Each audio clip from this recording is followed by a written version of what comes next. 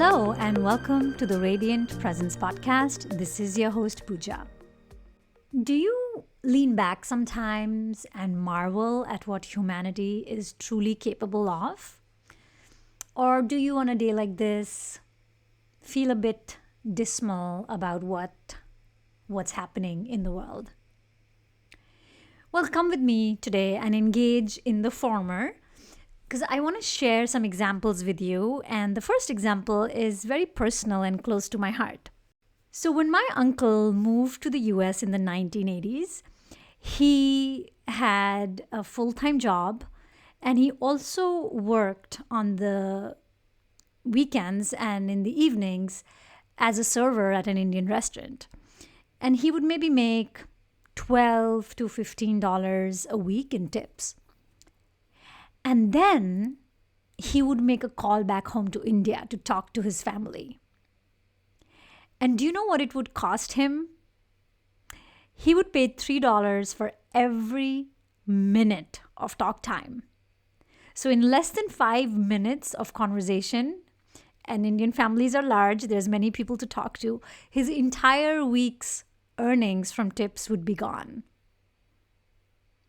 And today I hop on WhatsApp video and I chat pretty much endlessly with my friends and family in India. It's free, it's mostly without glitches, and it's accessible to everybody for the most part. That's pretty significant in a few decades, isn't it? Let's take a look at another leap. In the 1800s, human beings traveled far and wide. They had cars and trains and buses, and it worked. We got where we needed to go. Many new shifts happened as a result of that. Many new opportunities became available to us. And then in 1903, the Wright brothers proposed something completely ridiculous. They had this outlandish idea. What if we put a metal tube that weighs thousands of tons in the air? And not just that, let's just put some human beings in it for fun as well. Can you imagine how absurd this might have sounded back then?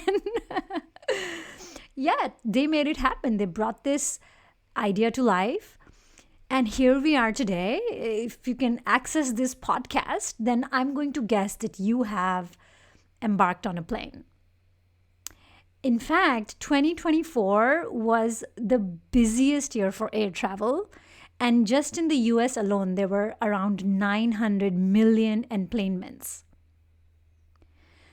So this type of leap from outlandish, impossible, to an everyday staple, something that we take for granted, how do we do that?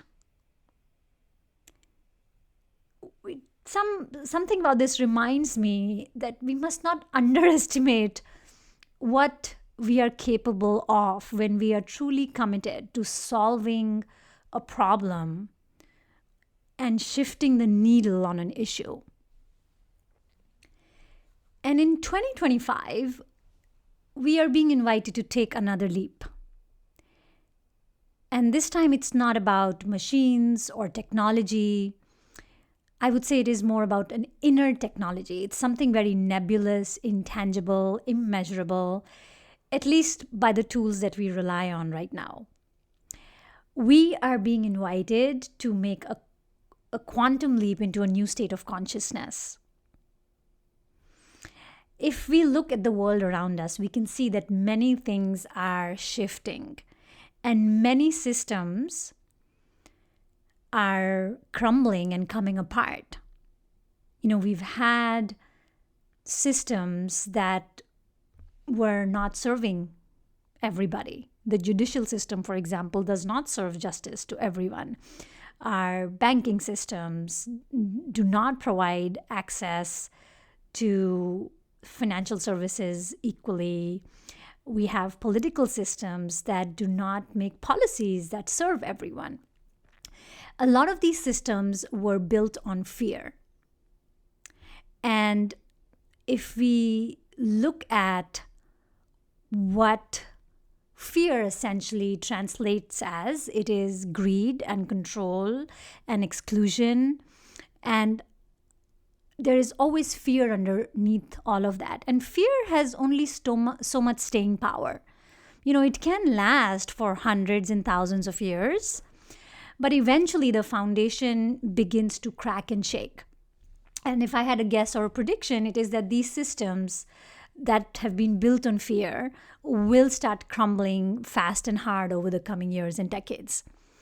And so we will see a world that will start to split into two very, very powerful forces. We will have fear on one side, and we will have the opposite on the other, which is love. So where that leaves us today and right now is in liminality. And liminality is a state of transition, of being in between, where one is no longer in their previous state or stage, and one hasn't also yet entered the next state or stage.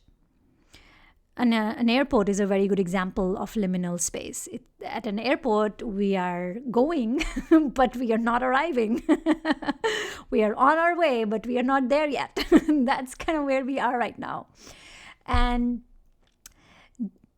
the population is going to start also splitting into certain groups. There will be some people who will want to stay close to these old structures, these old systems. It's kind of going to be a classic case of an abusive relationship where the familiarity of abuse feels more comfortable than the sheer terror of leaving and discovering a new way. Some people have been preparing for this. They have either been preparing internally or externally or both. They have already set in motion new systems that are slowly gaining momentum. These are more equitable systems. They are more inclusive. They are sourced in different energies. Or these people have been doing their inner work, navigating their own fears, and they understand the very nature of fear as a delusion. And so they can guide others. And so these people have been stubbornly holding a vision for a new humanity and have been clearing the space for something new to enter. And then there are some people who are kind of in between. They are scared, but they want to move towards something new, something better. They're at the airport, for example. They want to explore their next destination, but they're not sure about where to go, how to get there. And so this episode is really for the last two categories of people. Those of you who have been preparing and want to find like-minded kindred spirits to affirm your intentions with, and those of you who are feeling like something needs to change within you, around you, and you're not sure what that might look like. But your courage is at a tipping point. It's at 51%. It's greater than your fear. So coming back to these two camps, we have the camp of fear. And under this camp are many qualities like greed and control and division and jealousy and tyranny. And then we have the other camp, which I like to refer to as the camp of love. But we can also say peace or hope or compassion or understanding and belonging. And I want to parse through what these two forces look like in our day-to-day life. How do we experience fear and how do we experience love? So there's a concept in psychology called emotional contagion. And what emotional contagion means is that we are constantly and unconsciously regulating each other's mental, emotional, and physiological states. We've all felt the impact of emotional contagion. We have walked into an office or a home and we have felt some tension in the air, something felt stiff in our bodies, we felt a bit uncomfortable. We don't know why, we couldn't put a finger on it, but we felt it. And we've had the exact same opposite experience as well. We have walked into a space or been around somebody and we immediately feel safe, and our body softens and relaxes, and our breath gets deeper and softer, and we just feel different, like we are being held in a soft cocoon of comfort. And so, this is what emotional contagion is. Our emotions, our moods, and our affective states are contagious. We infect each other constantly before we even say anything or do anything. And just like people can catch a cold, they can catch emotions. And this contagion happens very quickly and on an unconscious level. It happens through both verbal, but that's not always the essential part. It happens a lot through non-verbal cues like tone of voice and facial expression and body language. And the most important contagion, and what this podcast is named after, is the energy that someone radiates.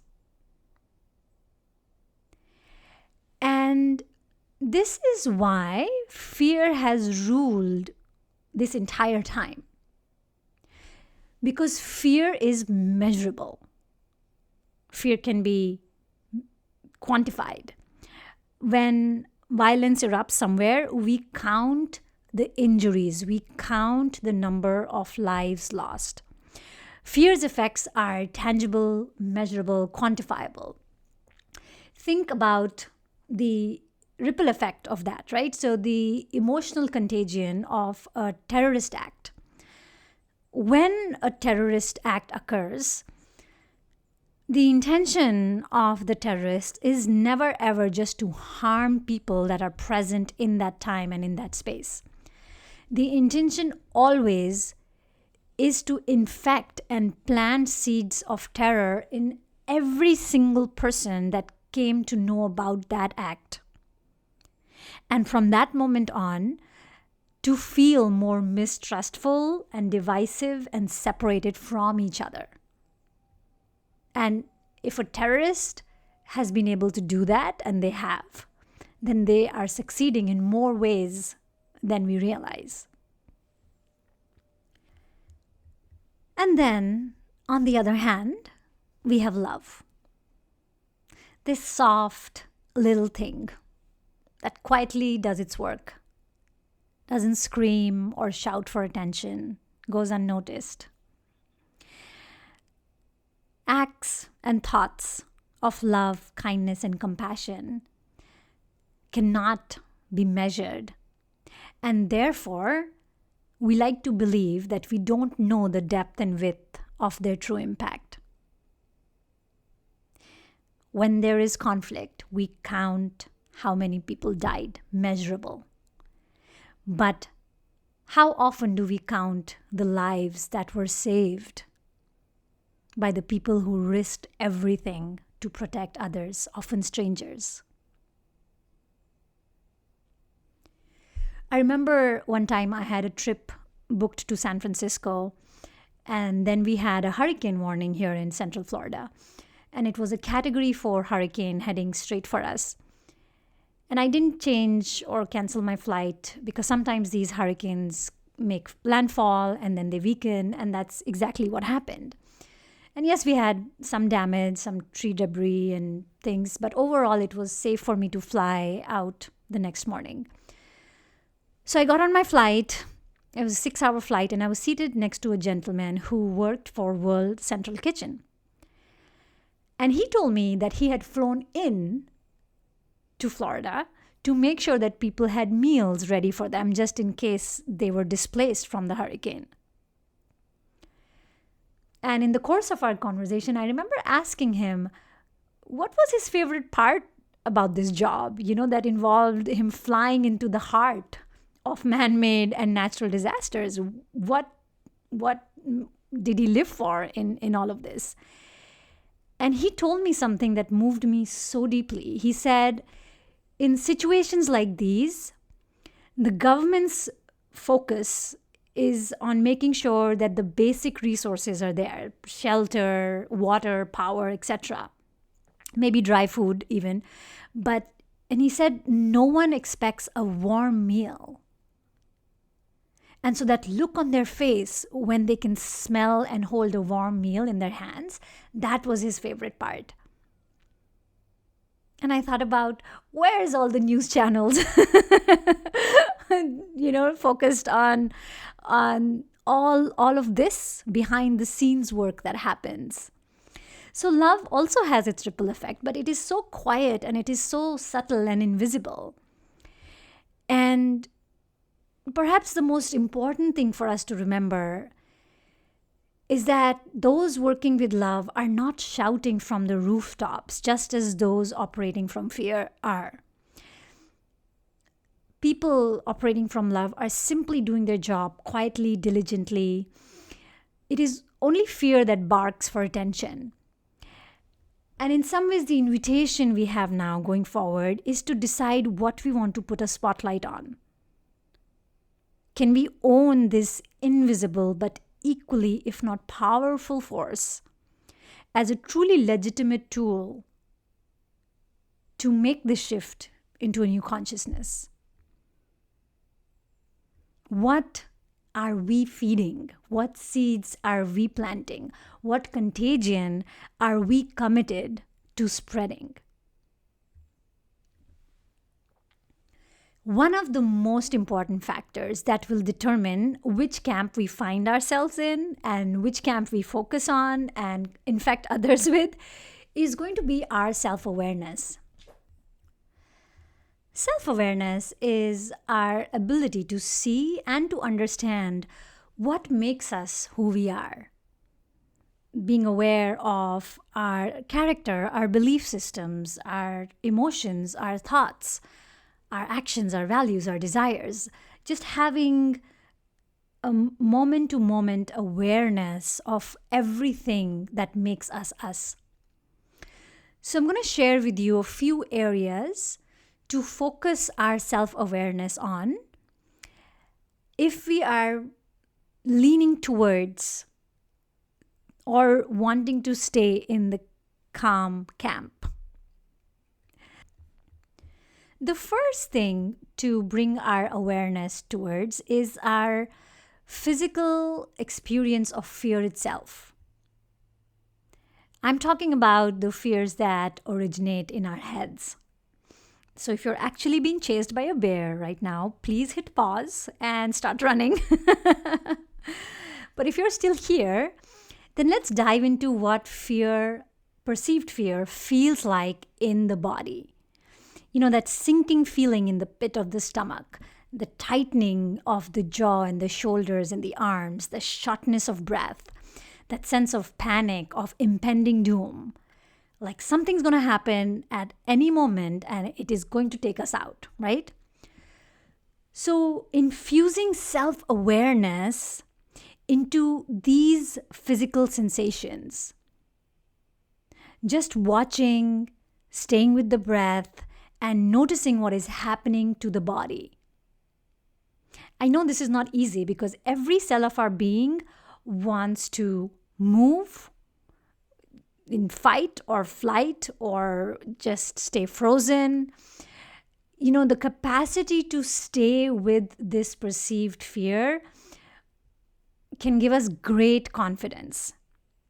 Because ultimately, fear is a delusion, and the more we start calling it out for that, the less it grips and controls us. I will do another podcast episode on navigating fearful experiences. But for now, just this present moment awareness and this scanning of our physical sensations will be hugely beneficial in helping us feel calm and resourced and clear-headed. The other area to become aware of is our consumption habits. What are we consuming? And are we doing it mindlessly out of habit? Are we doing it, and when we partake in it, does it feed our fear? Or does it feed our peace? Is it serving us? What kind of conversations are we engaging in? What ideas and beliefs are we letting enter our mind that need to be questioned? How much time do we spend reading or watching the news or other things that are focused on fear? How do these consumption choices feel in our body? How does our nervous system respond to these consumption choices? Do we feel peaceful and calm and confident? Or do we feel nervous and twitchy and just looping in our head without a way out? If it's the latter, what would you like to consume instead? There's a very thin line between staying abreast of what is going on and getting sucked into the fear that all platforms that are broadcasting the news are designed to evoke in us. We know historically that fear sells. Fear keeps us in check, and it makes us take orders and be available for control. So we want to start questioning how much we are slaves to those old thought patterns and belief systems. And to counter that, my next recommendation is to start remembering what is unseen. Like I mentioned, there are millions, if not billions, of people right now who are actively focused with their thoughts, their actions on love and kindness and service and peace. In fact, Buddhist monks dedicate their entire lives to praying for the happiness and peace of all living beings, not just humans, because they believe all living beings deserve to experience happiness and peace. And they understand the value of lifting the vibration of humanity through practices of peace. We don't actually even know how much of our own health, our happiness, and our prosperity is the result of the good wishes and the prayers and blessings and efforts of millions of people, strangers that we will never meet. So making time to remember and to give thanks to celebrate all of these people, the first responders, the animal rescuers, the initiatives like Doctors Without Borders, World Central Kitchen, all the behind the scene folks who are quietly but diligently and consistently showing up with love and peace as their foundation, a faith in the goodness of humanity as their foundation. These people don't make headlines, but they matter and they shape our world, and we need to give them the due respect, the due attention, and the due celebration that will help move all of us into the camp that they chose a long time ago. And of course, my final recommendation is to practice meditation. There is no better way to be a conduit for peace than to practice meditation. One of my favorite meditation when collective fear, rears its ugly head is called metta meditation or loving kindness meditation. It's a truly beautiful way to hold ourselves in compassion and to bless others, those we know and those we don't know, with loving kindness and compassion and a wish for peace. It's truly a powerful way to plant the seeds of a new consciousness. I will guide you through that meditation in another episode, so stay tuned for that. I want to end this podcast episode by sharing with you an experiment that was done in 1993 in Virginia. It was an experiment to see if the impact of meditation could be measured. And over a 2-month period, about 4,000 people practiced transcendental meditation every day. And what they found was that crime rates dropped by 23% in that area. And that's probably the only measured body of work we have for the impact of meditation and the power of loving kindness and setting an intention for peace. But I'd love for you to consider the impact of that kind of intention on the entire world. The inner work of a few had such a measurable impact on the collective. What are we capable of? So that is the leap that we are being invited to take. It isn't a leap into the sky. It isn't a leap across the ocean. It isn't a leap into another universe or planet. It's into our own inner selves. It is the daily commitment, the micro choice to soften the edges within us so that we can soften the edges of a world that is on edge. Thank you so much for listening. Until next time, here's to your peaceful, radiant presence.